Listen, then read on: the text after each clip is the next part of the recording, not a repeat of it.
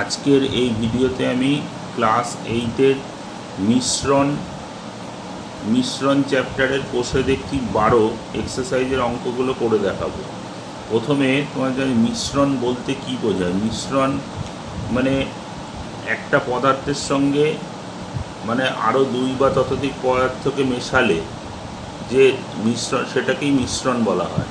যেমন ধরো মিশ্রণ অনেক রকম হতে পারে। তরল পদার্থের সঙ্গে তরল পদার্থের মিশ্রণ, তরল পদার্থের সঙ্গে তরল পদার্থের মিশ্রণ বলতে যেমন ধরো জলের সঙ্গে অ্যালকোহল মেশালাম, তাহলে এটা তরলের সঙ্গে তরলের মিশ্রণ হলো। তরলের সঙ্গে কঠিনের মিশ্রণ হতে পারে। জলের মধ্যে আমি চিনি ফেললাম, তাহলে এটা তরলের সঙ্গে কঠিনের মিশ্রণ হলো। তারপরে তরল আর গ্যাসের মিশ্রণ হতে পারে, জল আর কার্বন ডাইঅক্সাইডের মিশ্রণ, ঠিক আছে। তারপরে গ্যাসের সঙ্গে গ্যাসের মিশ্রণ হতে পারে, কঠিন পদার্থের সঙ্গে কঠিন পদার্থের মিশ্রণ হতে পারে। যেমন তামা আর দস্তা মিশিয়ে পিতল তৈরি হয়। মানে মিশ্রণ এরকম, মানে একটা পদার্থের সঙ্গে অন্য একাধিক পদার্থেরকে মেশালে সেটাকে মিশ্রণ বলা হচ্ছে। এবার আমি অঙ্কগুলো পরপর কষে দেখাচ্ছি, তাহলে তোমাদের ব্যাপারটা আরও ক্লিয়ার হবে। প্রথমে 1 নম্বর অঙ্কটা পড়ছি। 1 নম্বর অঙ্কটা বলেছে, আমি 36 লিটার ডেটল জল তৈরি করলাম, যাতে জল ও ডেটলের পরিমাণের অনুপাত 5:1। ওই ডেটল জলে আর কতটুকু ডেটল মেশালে জল ও ডেটলের পরিমাণের অনুপাত 3:1 হবে, হিসাব করি। তাহলে দেখো, প্রথমে বলেছে ডেটল জলের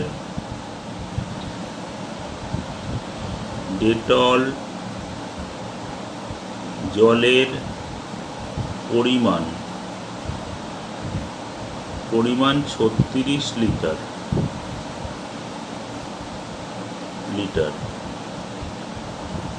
জল ও ডেটলের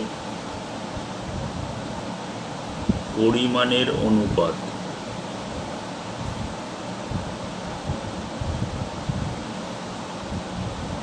5:1।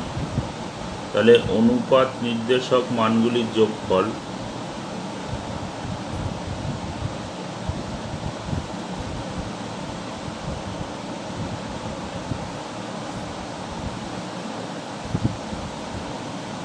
5 + 1 = 6। তাহলে জলের পরিমাণ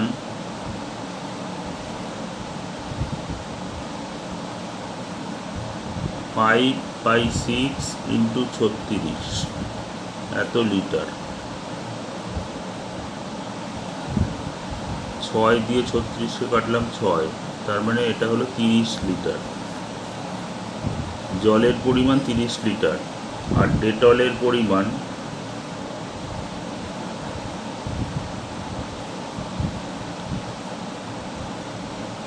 1/6 × 36, 6 দিয়ে কাটলাম, তার মানে 6 লিটার। ডেটলের পরিমাণ 6 লিটার। এবার ধরা যাক আরও x লিটার ডেটল মেশালে জল ও ডেটলের পরিমাণের অনুপাত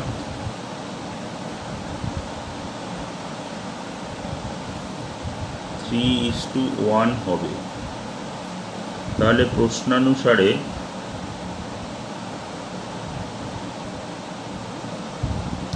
জলের পরিমাণ যা ছিল সেটাই থাকলো 30, আর ডেটলের পরিমাণ হলো 6 লিটার ছিল, আরও x লিটার যোগ করলো, তাহলে 6 + x।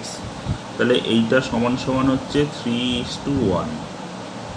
বা এবার আমি কোনাকুনি গুণ করছি, 3 × 6 = 18 + 3x = 30, বা 3x = 30 - 18, বা 3x = হলো 12, বা x = 12/3। 3 দিয়ে 12কে কাটলাম 4, তাহলে x এর মান পেলাম 4। মানে উত্তর হচ্ছে, সুতরাং নির্ণেয় ডেটলের পরিমাণ,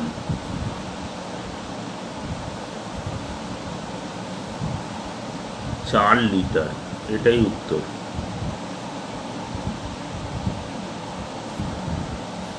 এবার 2 নম্বরটা করছি। 2 নম্বরটা বলেছে এক ধরনের পিতলে তামা ও দস্তার পরিমাণের অনুপাত 5:2।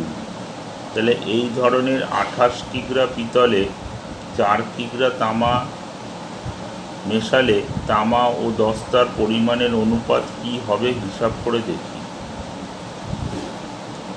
তাহলে তামা ও দস্তার পরিমাণের অনুপাত 5:2। তাহলে অনুপাত নির্দেশক মানগুলির যোগফল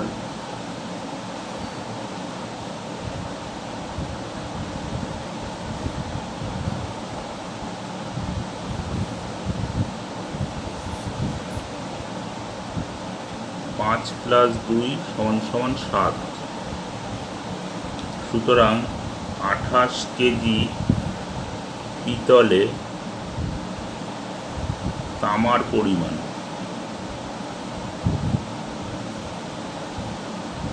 তামার পরিমাণটা কত হবে? 5/7 × 28, এত কেজি।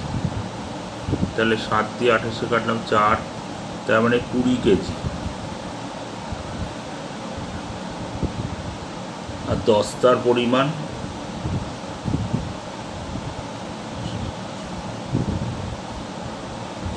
পরিমাণ হচ্ছে 2/7 × 28 কেজি, তার মানে 8 কেজি। 20 কেজি তামা আর 8 কেজি দস্তা আছে। তাহলে এখানে বলেছে আরও 4 কেজি তামা মেশালে, আরও 4 কেজি তামা মেশালে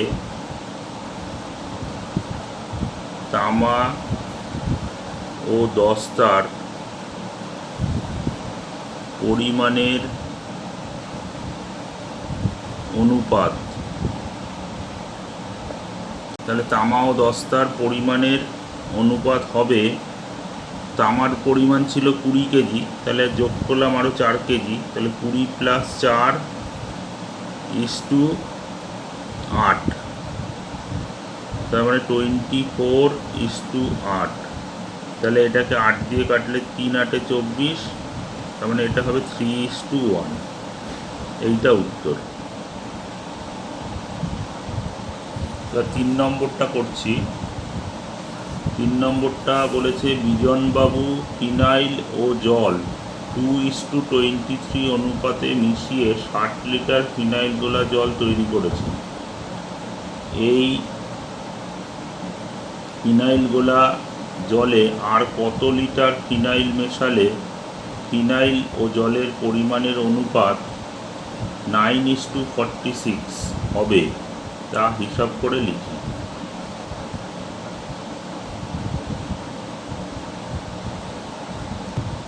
তাহলে ফিনাইল ও জলের পরিমাণের অনুপাত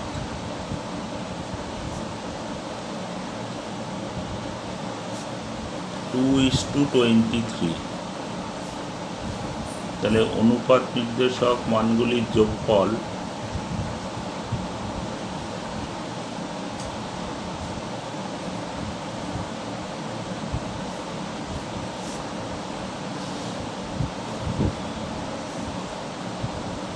+ 23 = 25। তাহলে 60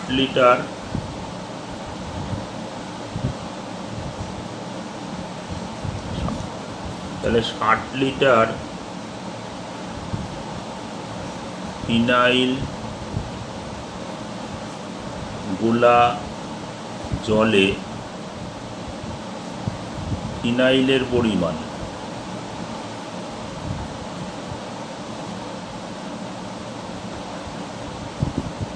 ফিনাইলের পরিমাণ 2/25 × 60 লিটার তখন এটা কাটলে 5 × 5 = 25, 5 × 12 = 60, মানে 24/5 লিটার, 24/5 লিটার। আর জলের পরিমাণ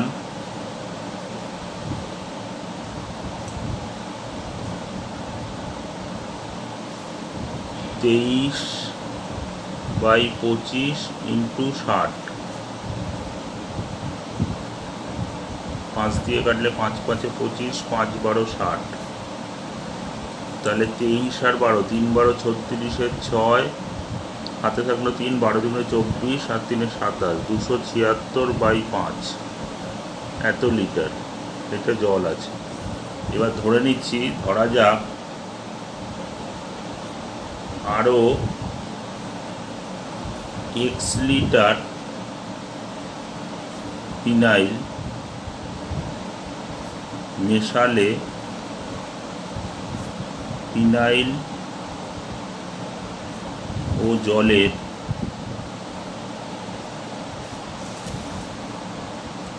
পরিমাণের অনুপাত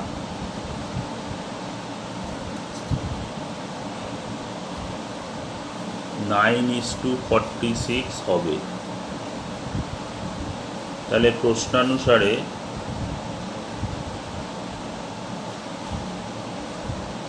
ফিনাইলের পরিমাণ ছিল 24/5, তাহলে 24/5 প্লাস x বাই 276/5 = 9:46, বা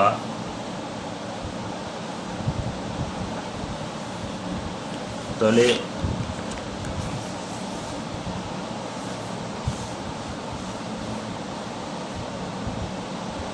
এবার এটাকে কোনাকুনি গুণ করছি, তাহলে 24/5 × 46 প্লাস 46x = 276/5 × 9, বা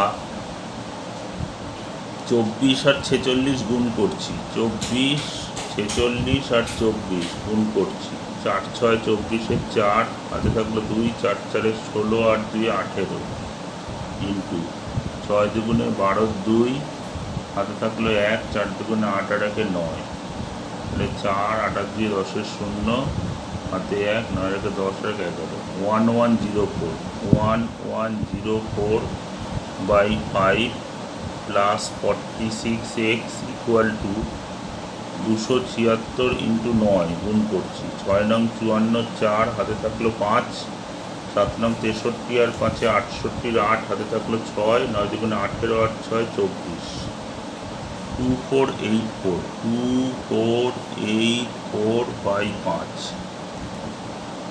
বা 46x = 2484/5 minus 1104/5, বা 46x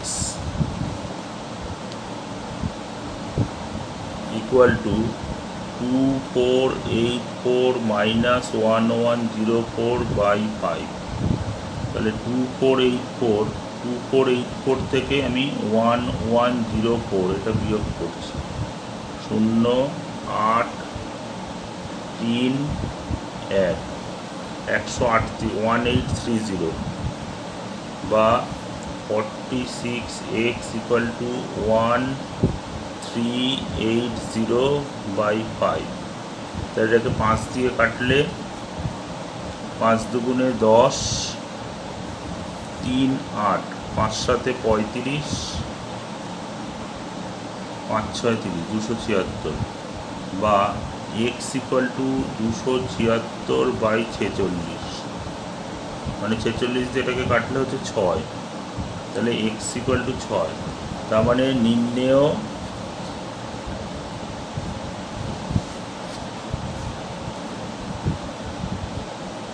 ফিনাইলের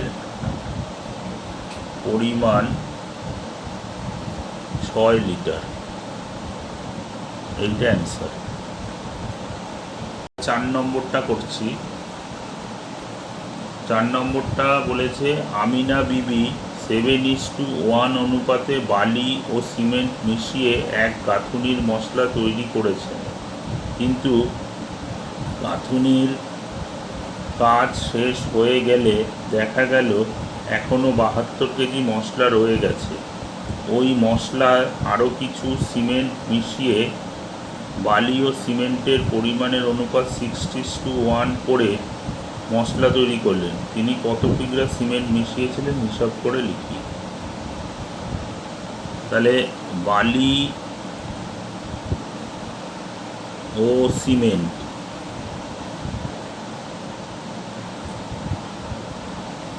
পরিমাণের অনুপাত 7:1। অনুপাত নির্দেশক মানগুলির যোগফল 7 + 1 = 8। সুতরাং 72 কেজি মশলাতে বালির পরিমাণ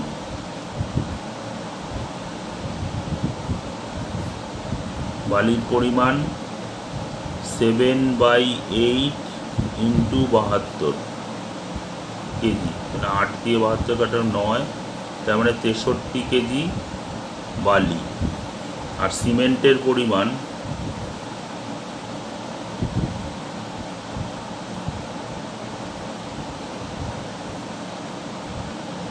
1/8 × 72, 8 দিয়ে কাটলাম 9, তার মানে 9 কেজি। সিমেন্টের পরিমাণ 9 কেজি। এবার ধরা যাক আরও x কেজি সিমেন্ট মিশিয়ে 6:1 হারে মশলা তৈরি করা হয়েছিল।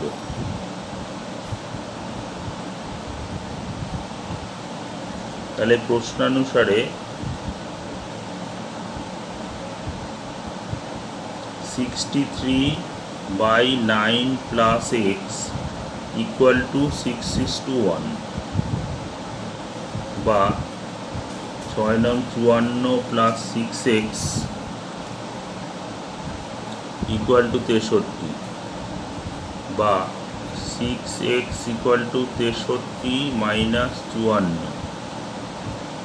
বা 6x = 9, বা x = 9/6।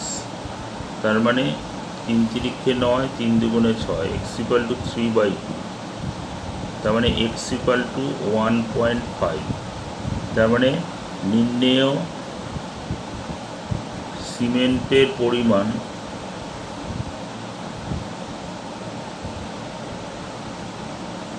1.5 কেজি। এইটাই উত্তর। এবার 5 নম্বরটা করছি।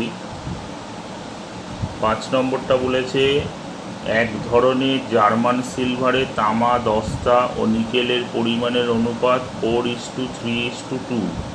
এই ধরনের 54 কেজি জার্মান সিলভারে আর কত কিগ্রা দস্তা মেশালে সেই পরিমাণের অনুপাত 6:5:3 হবে হিসাব করে লিখি।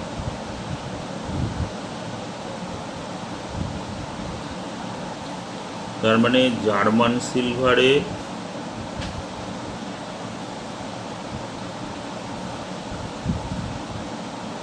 তামা,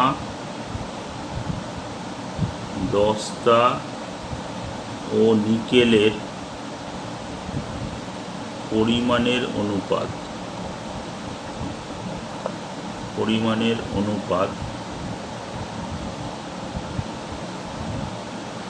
4:3:2।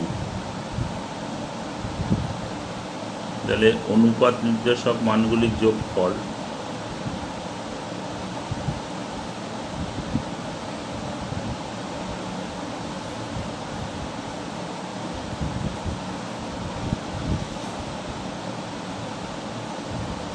সমান সমান 4 + 3 + 2, তার মানে 9। 54 কেজি জার্মান সিলভারে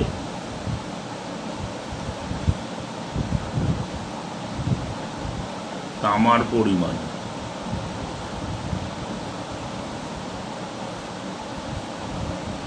তামার পরিমাণ 4/9 × 54, 9 দিয়ে কাটলাম 6 নং 54, তাহলে 24 কেজি। দস্তার পরিমাণ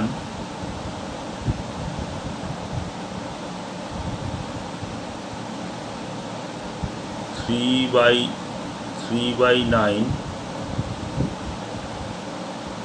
54 কেজি, 9 দিয়ে কাটলাম 6, মানে 18 কেজি। দস্তার পরিমাণ 18 কেজি। আর নিকেলের পরিমাণ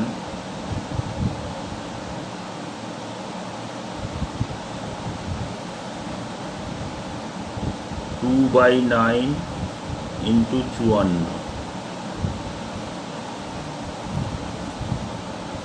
12 কেজি।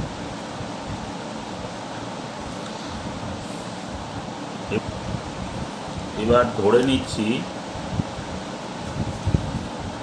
ধরা যাক আরও x কিগ্রা দস্তা মেশালে তামা, দস্তা ও নিকেলের পরিমাণের অনুপাত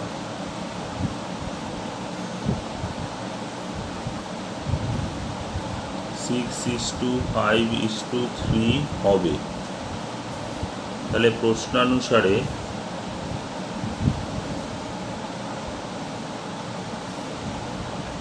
দস্তার পরিমাণ, তামার পরিমাণ ছিল 24 কেজি,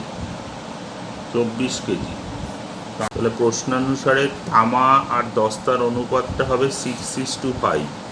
তার মানে তামার পরিমাণ ছিল 24 আর দস্তার পরিমাণ হলো 18 + x = 6/5, বা 18 6 হচ্ছে 108 + 6x = 120, বা 6x = 120 - 108, বা 6x = 12, বা x = 12/6, 6 দিয়ে 12কে কাটলাম 2, মানে x = 2। এখানে আমি তামা আর দস্তার অনুপাতটা ধরে করলাম, দস্তা আর নিকেলের অনুপাত ধরে করলেও একই উত্তরই আসবে। তার মানে সুতরাং নির্ণেয় দস্তার পরিমাণ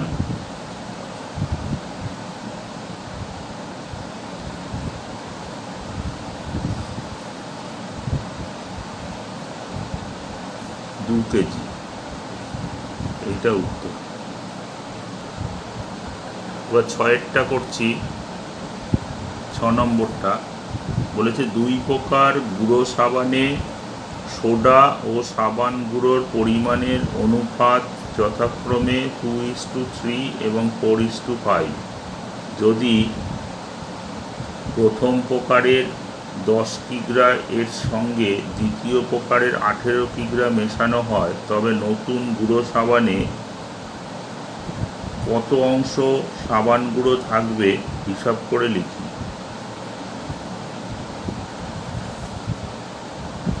তাহলে প্রথম প্রকারের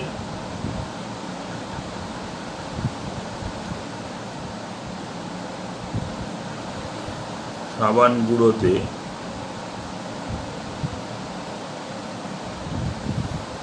সোডা ও সাবান গুঁড়োর পরিমাণের অনুপাত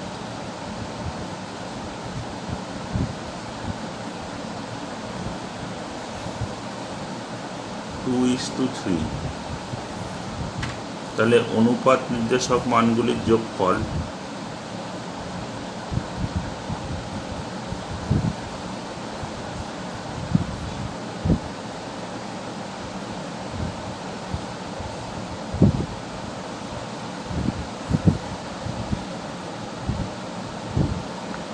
পাঁচ।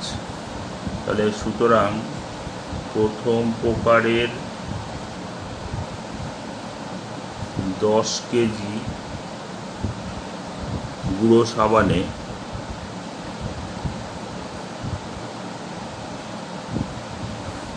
সোডার পরিমাণ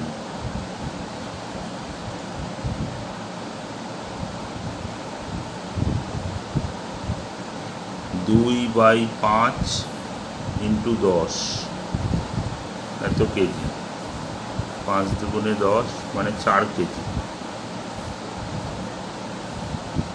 সুতরাং সাবান গুঁড়োর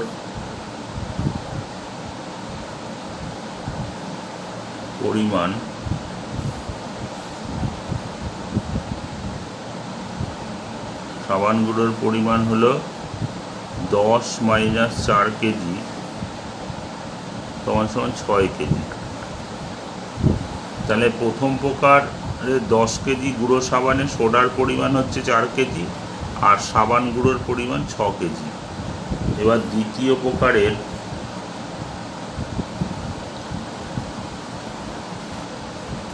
সাবান গুঁড়োতে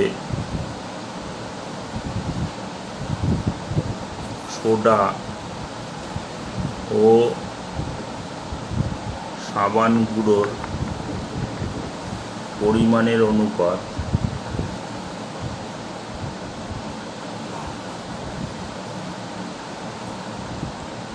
4:5। তাহলে অনুপাত নির্দেশক মানগুলির যোগফল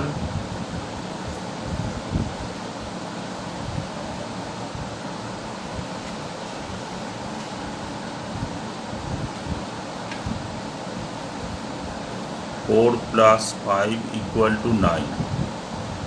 তাহলে দ্বিতীয় প্রকারের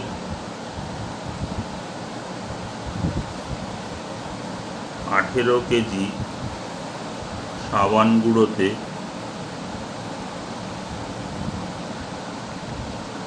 গুঁড়োতে সোডার পরিমাণ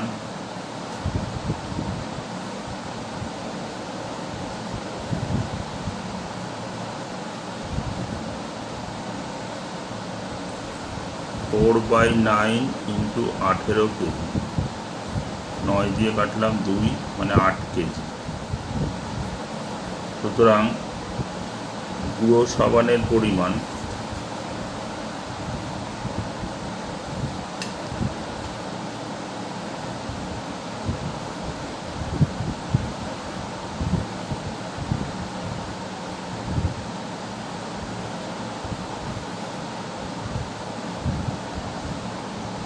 তাহলে নতুন গুঁড়ো সাবানের পরিমাণটা কত হলো? প্রথম প্রকারে 10 কেজির সঙ্গে দ্বিতীয় প্রকারের 18 কেজি মেশানো, তাহলে নতুন গুঁড়ো সাবানের পরিমাণ হলো 28 কেজি।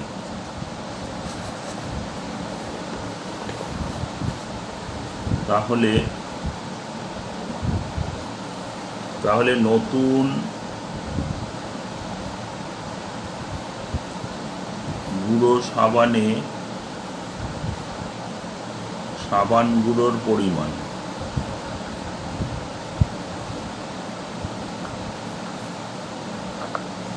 পরিমাণ 10 কেজি আর আগে ছিল 10 কেজি। তাহলে সাবান গুঁড়োর পরিমাণ হচ্ছে 10 + 6 = 16 কেজি। সুতরাং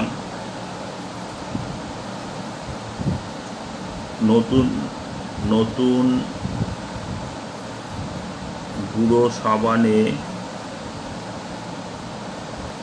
সাবান গুঁড়োর পরিমাণ 16/28 এত অংশ। 4 দিয়ে কাটলে 4 4 16 7 মানে 4/7 অংশ, এত অংশ সাবান গুঁড়ো আছে। এটাই উত্তর। এবার 7 নম্বরটা করছি। 7 নম্বরটা বলেছে দুটি সমান আয়তনের পাত্রে যথাক্রমে 1/3 ও 1/4 অংশ ফলের রস ছিল। আমি পাত্র দুটির অবশিষ্টাংশ জলপূর্ণ করে অন্য একটি পাত্রে সমগ্র জল মিশ্রিত ফলের রস ঢাললাম। তাহলে নতুন পাত্রে ফলের রস ও জলের পরিমাণের অনুপাত কত হিসাব করে লিখি।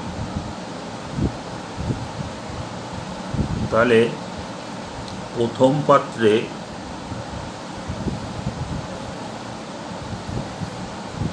ফলের রস এর পরিমাণ 1/3 অংশ,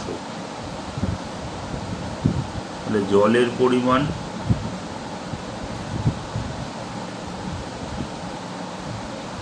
1 - 1/3 অংশ সমান 2/3 অংশ।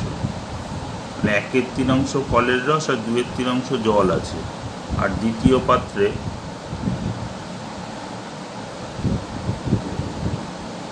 ফলের রস পরিমাণ 1/4 অংশ, তাহলে জলের পরিমাণ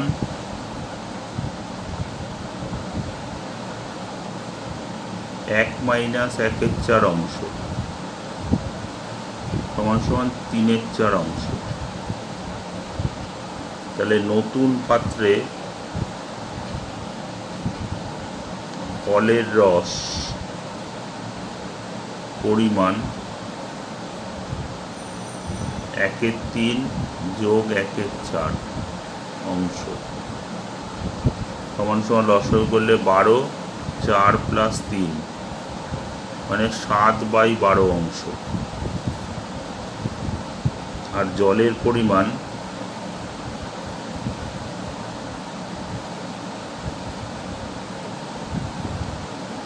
জলের পরিমাণ 2/3 + 3/4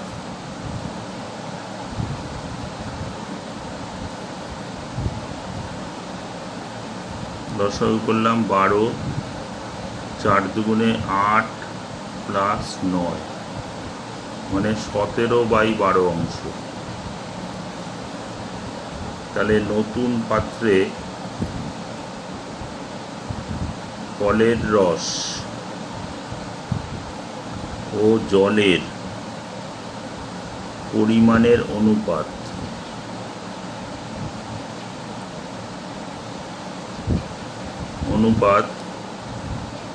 7/12 = 17/12। তার মানে এটা সমান হলো 7:17। এইটা উত্তর।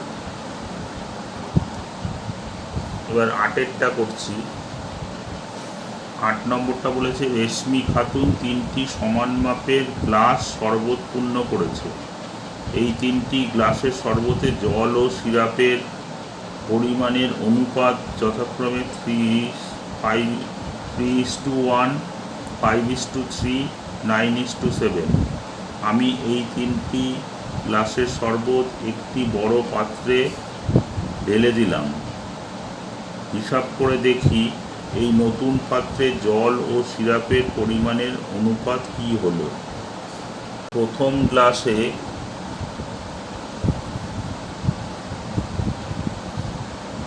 জল ও সিরাপের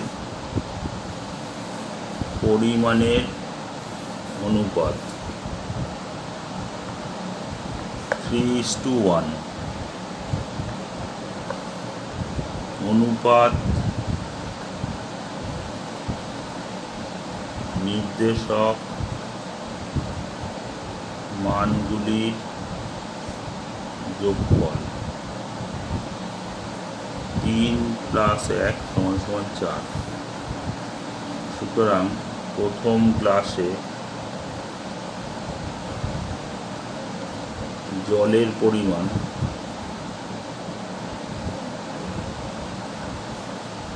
পরিমাণ 3/4 অংশ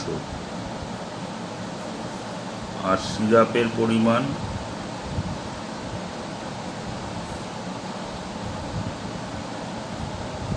1/4 অংশ। এবার দ্বিতীয় গ্লাসে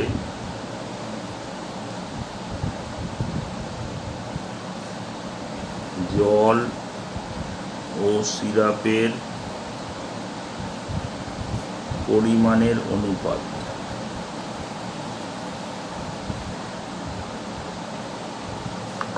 5:3।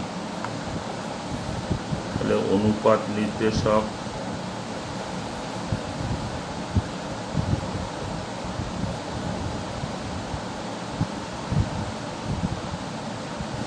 মানগুলির যোগফল 5 + 3 = 8। সুতরাং দ্বিতীয় গ্লাসে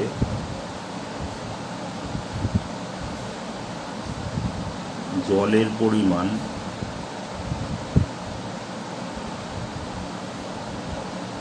5/8 অংশ আর সিরাপের পরিমাণ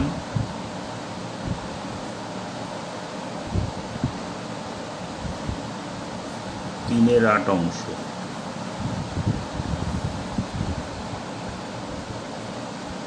এবার তৃতীয় গ্লাসে জল ও সিরাপের পরিমাণের অনুপাত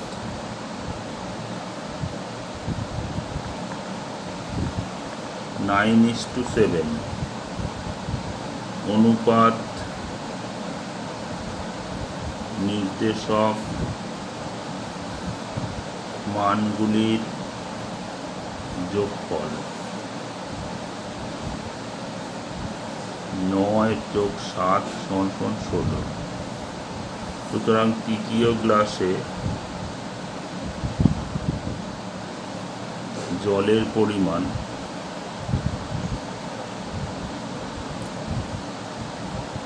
9/16 অংশ, সিরাপের পরিমাণ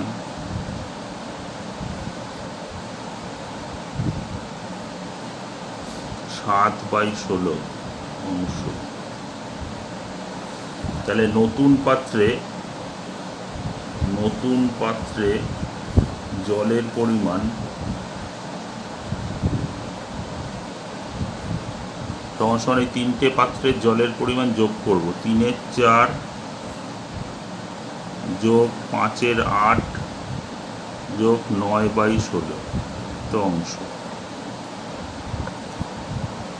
তাহলে এটা লসাগু করলাম, লসাগু করলে লসাগু হবে 16।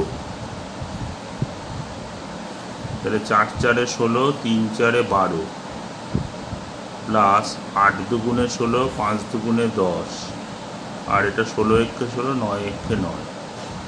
তার মানে এটা হলো 12 আর 10 = 22, মানে 31/16 অংশ। আর নতুন পাত্রে সিরাপের পরিমাণ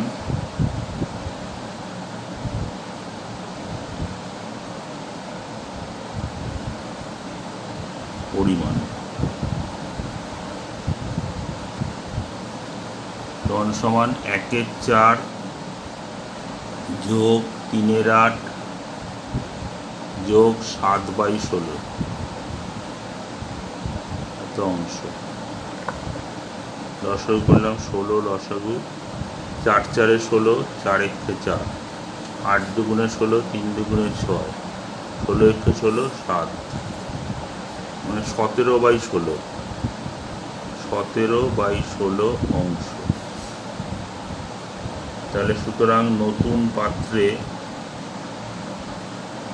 পাত্রের শরবতে জল ও সিরাপের পরিমাণের অনুপাত 9 31/16:17/16, তার মানে এটা হলো 31:17, এইটা অ্যান্সার। আজ এই ভিডিওতে আমি কষে দেখি 12 এক্সারসাইজের 8 নম্বর অঙ্ক পর্যন্ত করলাম। পরবর্তী ভিডিওতে আমি আবার 9 নম্বর অঙ্ক থেকে কন্টিনিউ করব। আমার এই ভিডিওটি তোমাদের ভালো লাগলে লাইক করবে, অনেক অনেক শেয়ার করবে, আর আমার চ্যানেলটিকে সাবস্ক্রাইব করবে এবং পাশের বেল আইকনটিকে প্রেস করবে, তাহলে তোমরা নতুন ভিডিওর নোটিফিকেশান আগেই পেয়ে যাবে।